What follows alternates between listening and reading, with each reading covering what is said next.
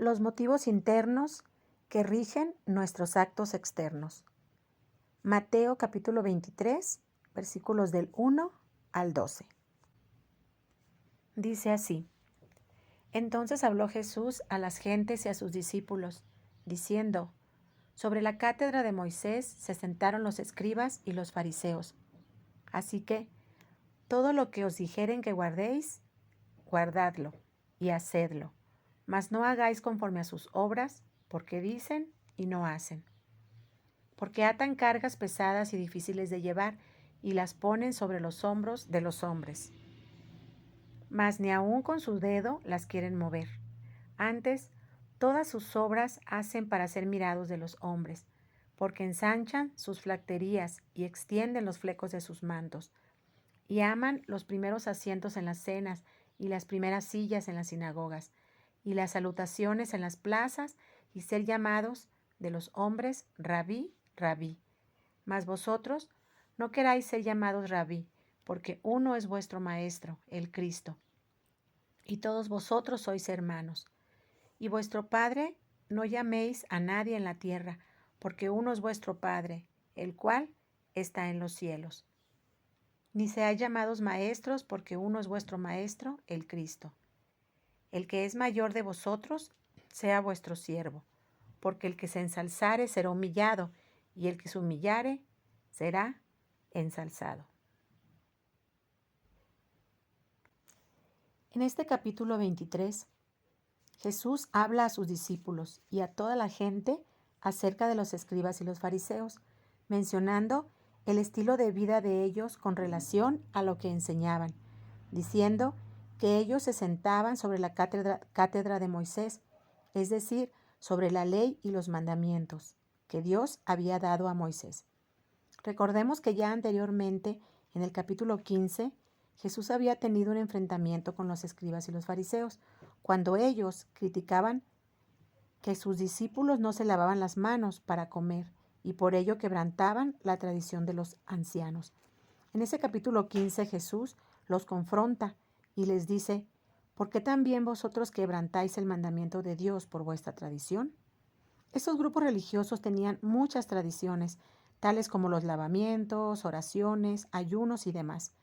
Jesús los enfrenta diciendo: Este pueblo de labios me honra, mas su corazón está lejos de mí, pues en vano me honran enseñando como doctrinas mandamientos de hombres. Dice en el capítulo 15, versículos del 7 al 9. Estos grupos religiosos, escribas y fariseos, eran muy celosos de la ley de Moisés. Seguían al pie de la letra la ley. Pensaban que con seguirla o cumplirla estarían bien con Dios. Pero ellos cometían un grave error, ya que vivían en sus ritos y tradiciones, pero su corazón no era limpio para con Dios. Ya en el capítulo 3, Juan el Bautista les habló muy duro a ellos, diciéndoles que debían mostrar evidencias de lo que creían y no solamente conocer la ley, sino practicarla. ¿Y qué es una tradición? Una tradición es una costumbre, una doctrina que se comunica, se transmite o se mantiene de generación en generación. Y precisamente en el mundo en que vivimos, las personas se rigen por tradiciones, que se han transmitido a través de las generaciones, y por eso las practican, porque han sido inculcadas desde las raíces familiares. Y precisamente estos grupos de fariseos y escribas habían creado ciertas reglas a seguir que ya no estaban dentro de las verdades de Dios, aumentando sabiduría humana y rituales externos y ajenos a la voluntad de Dios. Un predicador escribió acerca de esto diciendo: ¿cuáles son los motivos internos que rigen tus actos externos? Repito, ¿cuáles son los motivos internos que rigen tus actos externos? Es decir, ¿cuál es la motivación de tu corazón para hacer tus obras? ¿Para ser visto o para agradar a Dios? Yo te voy a decir las motivaciones de los escribas y los fariseos. Su primera motivación de ellos era cumplir la ley al pie de la letra. Su motivación era su religiosidad.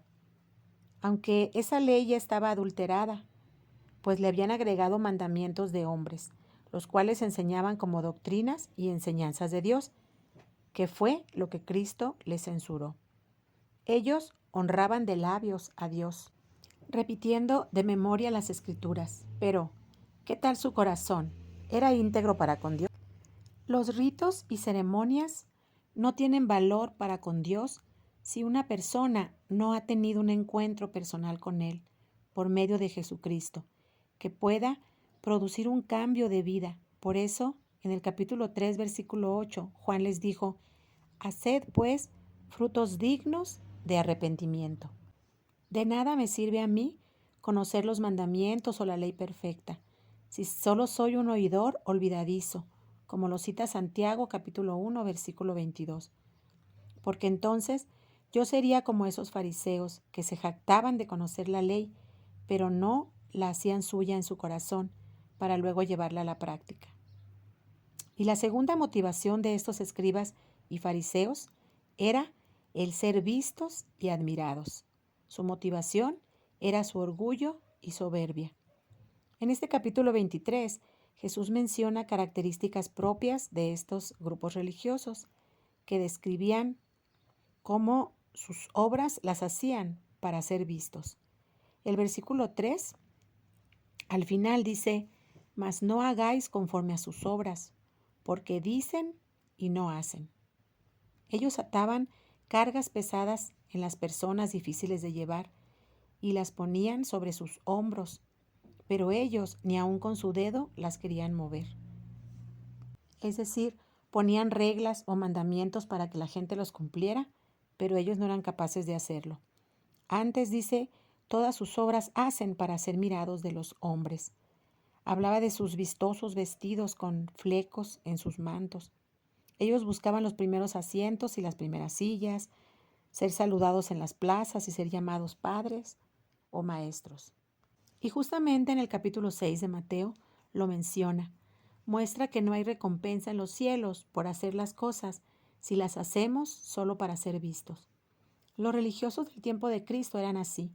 Ellos amaban exhibir su religión con sus vestimentas, sus largas y elocuentes oraciones, sus ayunos y limosnas, y todo para ser vistos y admirados.